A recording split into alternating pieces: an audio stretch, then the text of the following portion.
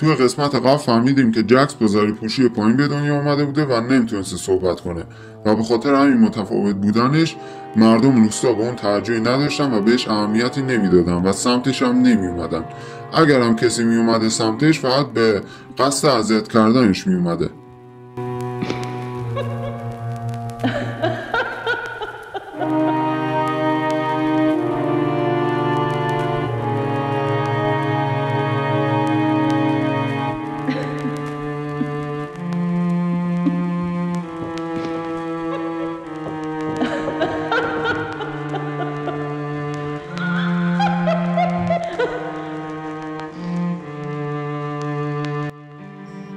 یه شب که پدرش باهاش خیلی دعوا میکنه، اون تصمیم میگیره که هم پدرش رو بکشه همون دوتا جوونی که خیلی اذیتش میکردن و بعد از اون فرار میکنه به یه روستایی و توی اون روستا با یه آدم مرموزی روبرو میشه که داخل این قسمت قرار بفهمیم که اون آدم مرموز کی بوده و قصدش چیه.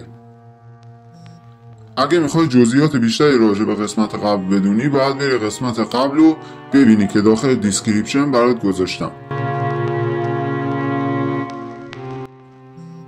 این مرد مرموز خودش هم قبلا یکی از مردم این روستا بوده و زمانی که این روستا نابود میشه توسط یک شیطان، این مرد مرموز توسط اون شیطان به بردگی گرفته میشه و باید هر دستوری که اون شیطان بهش میده بهش عمل کنه و در ازاش میتونه توی این دنیا زندگی کنه و حضور داشته باشه و این شیطان بهش دستور داده که این مرد میتونه استعداد قاتل بودن داشته باشه و یه جورایی میخواد اونو تبدیل کنه به یه قاتل خیلی خطرناک. جکس بعد از کشتن اون 3 نفر خیلی حالش خوب میشه و احساس میکنه که آدم کشتن بهش حس آرامش میده. اون مرد یه اره برقی و جنازه تیکه تیکه شده پدر جکس و همراه لباس و بنزین بهش میده. جکس جنازه پدرش رو میخوره تا سیر بشه چون که خیلی گشنش بوده و اون لباس ها رو میپوشه و پوست صورت پدرش هم میکنه تا از اون یه ماسک برای خودش درست کنه و از اون بنزین هم به عنوان سوخت اره برقیش استفاده میکنه.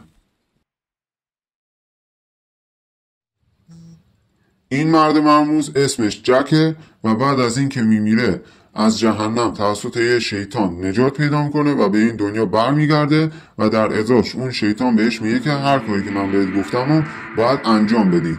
جک وظیفه داشته که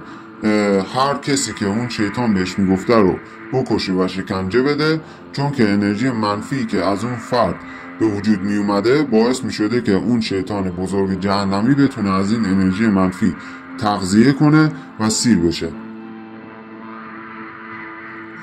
و هر زمان که این شیطان گشنش می شده جک وظیفه داشته که اون آدم رو شکنجه بده و بکشه تا این شیطان بزرگ جهنمی از جسد و انرژی منفی اون آدم تغذیه کنه.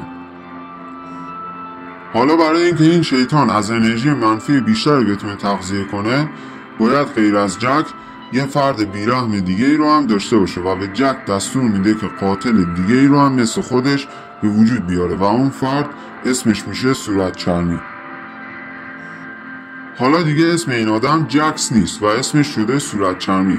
قاتلی اره برقی به دست که فقط به دستورات جک گوش میده و جک ارباب اون هست و دستورات اون اجرا میکنه.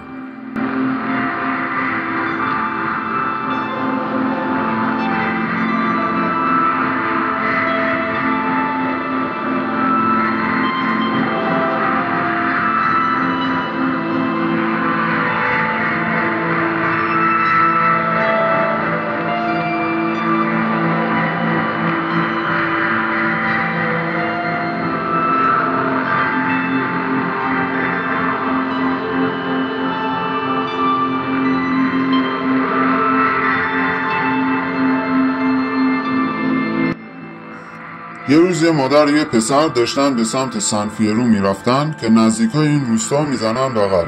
چون که پسر دستشویی داشته و با عجله میره یه جایی پیدا میکنه تا کارش انجام بده.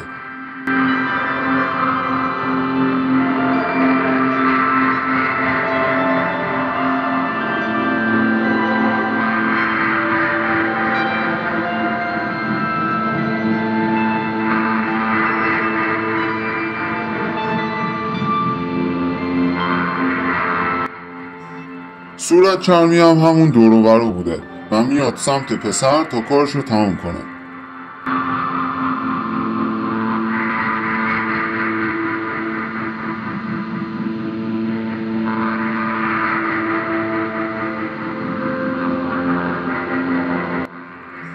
بعد از چند دقیقه که مادر میبینه از پسرش هیچ خبری نمیشه، میره سمت پسرش تا اون دور رو بگرده و ببینه که پسرش کجا رفته.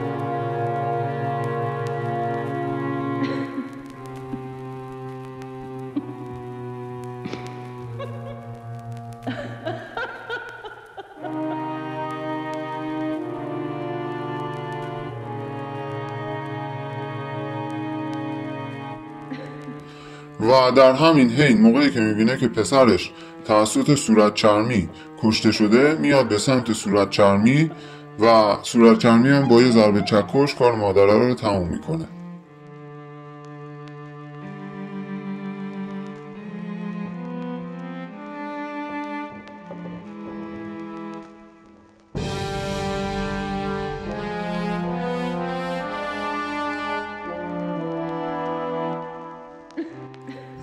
اون برمیگرده به روستا و با جک روبرو میشه و جک اونو میبره تا یه چیزایی رو نشونش بده. جک صورت چرمی رو میبره سمت قبرستون روستا و قبر پدر بزرگش که یه کشیش مسیحی بوده رو نشون اون میده. و درسته که این مردم روستا شیطان پرست بودن، اما قبل از این اونا مسیحی بودن.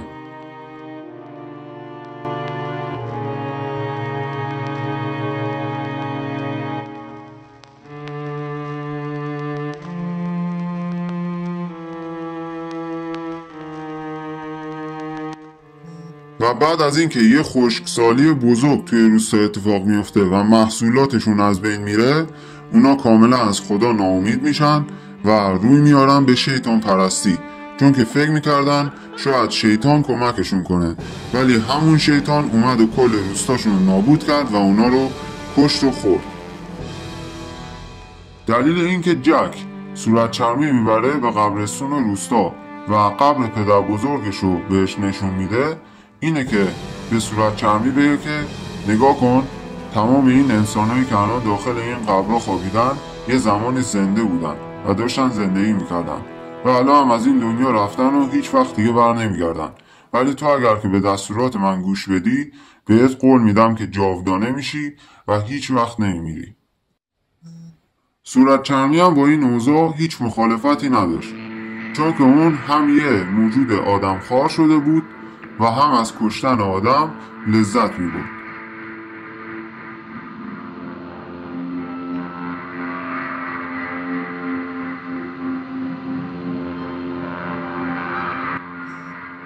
توقع جک از صورت چرمی این بود که صورت چرمی براش آدم بکشه و اینو به وحشتناکترین شکل ممکن انجام بده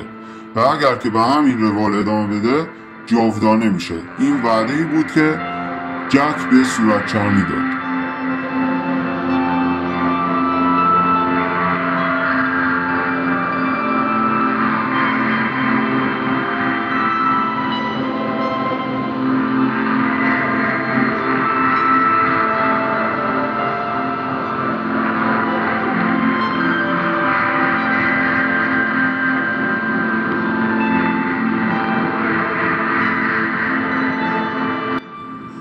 یه روز خوشاب و هوای آفتابی این دوتا مواد فروش از یک کافه بین راهی راه میافتن سمت یه مکان متروکه که داخلش کوکائین هاشون رو قایم کردن تا پلیس نتونه پیداشون کنه.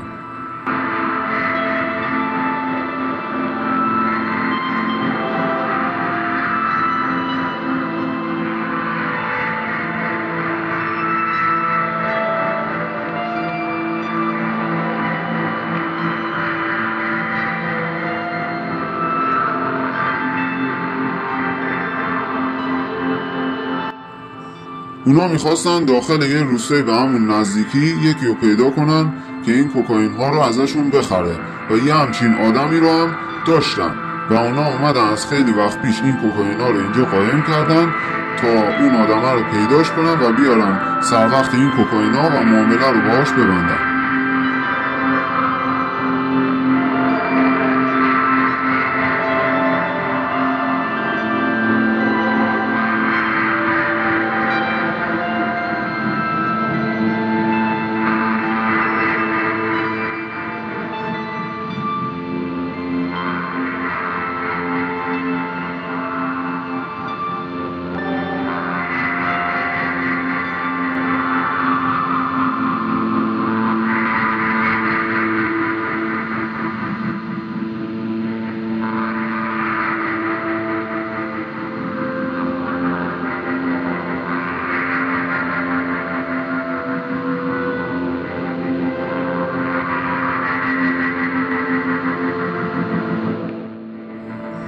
اونا توی یه روستا همون نزدیکی یک نفر داشتن و اونو پیداش کردن و رفتن سمتش و قرار شد که با هم دیگه راه بیفتن و بیان به سمت کوکائینا.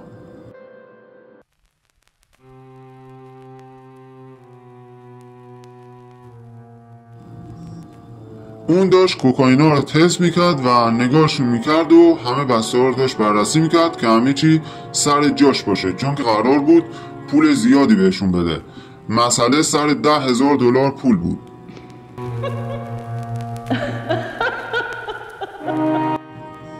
اما این دو نفر نمیدونستن که پلیس از خیلی وقت پیش دنبال این آدمه و داره تعقیبش میکنه و زمانی که اینجا گیرشون میندازه کوکائین ها رو کشف میکنه و این آدم هم نتونسته بوده با ماشین فرار کنه چون که ماشینش استارت نمیخورده و اینجا گیر این پلیس میفته و این پلیس هم زنگ میزنه به پشتیبانی تا بیان و این آدم رو دستگیرش کنن. اما اون دو نفر که میخواستن این کوکائین ها رو بفروشن موفق میشن که با موتور فرار کنن و یکی از مامورا با لباس شخصی و ماشین شخصی دنبالشون راه افتاد و تعقیبشون کرد تا اونا به این روستا رسیدن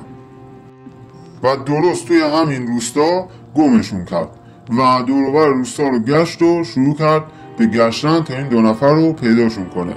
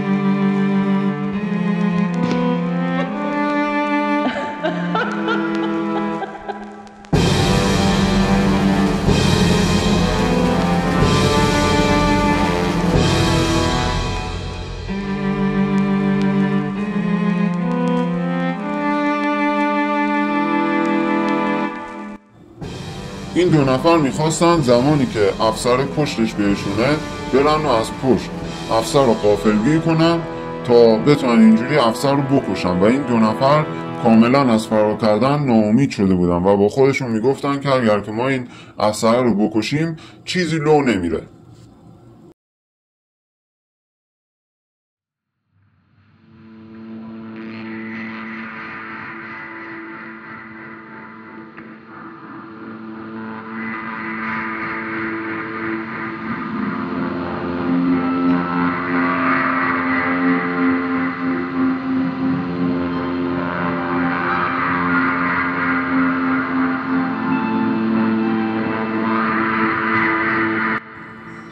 یکیشون رفت سراغ افسره و یکیشون هم جای موتور منتظر بود تا وقتی که میاد حرکت کنن و برن.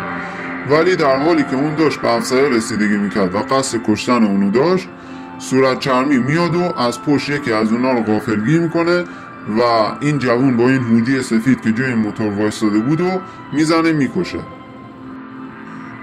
اون یکی مواد فروش زمانی که میاد و جنازه این یکی همکارشو میبینه اونجا کاملا شوک میشه و وحشت میکنه، ولی زیاد وقت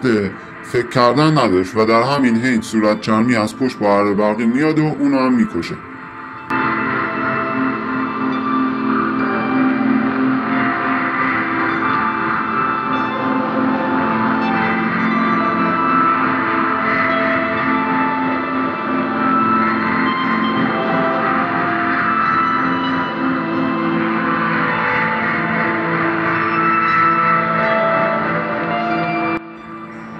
پلیس کوکائینا رو مصادره میکنه و اون فردی که خیلی وقت بود که دنبالش بود رو هم دستگیر میکنه،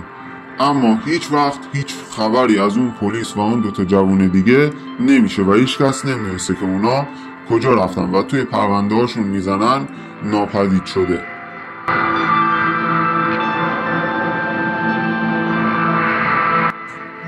این همون شیطانی بود که کل مردم روستا رو کشت و از جسدشون و انرژی منفی اونها تغذیه کرد و جک رو از جهنم آورد به این دنیا تا مردم رو بکشن و شکنجه بدن و از انرژی منفی اونها استفاده کنه و بعد از جک هم صورت چرمی به وجود آورد. این شیطان برای اینکه تغذیه کنه و زنده بمونه به انرژی منفی که این دوتا براش به وجود میارن نیاز داره. این شیطان با جک یه قرار داخل این مکان میذاره و بهش میگه که یکی از شیطانهای جهنمی دنبال منه و میخواد که منو بکشه و من تا الان 6 تا قربانی تونستم پیدا کنم، ولی برای اینکه بتونیم اونو بکشیمش ما نیاز به 7 تا قربانی داریم تا بتونیم روح اونو برای همیشه توی جهنم گرفتار کنیم تا دیگه از این دنیا بره و دیگه نتونه بیاد و منو بکشه. و وظیفه جک این بوده که یه قربانی جدید یعنی قربانی 7م رو برای اربابش پیدا کنه. اگه میخواین بفهمین که شیطانی که دنبال ارباب جک هستش کیه، قسمت بعد رو حتما ببینید. اگه از این ویدیو خوشتون اومده فراموش نکنین که حتما لایکش کنین، کامنت بذارین و نظرتون درباره این ویدیو به من بگین و همچنین سابسکرایب هم بکنین تا به محض اینکه ویدیو بعدی اومد بیاید و ببینیدش.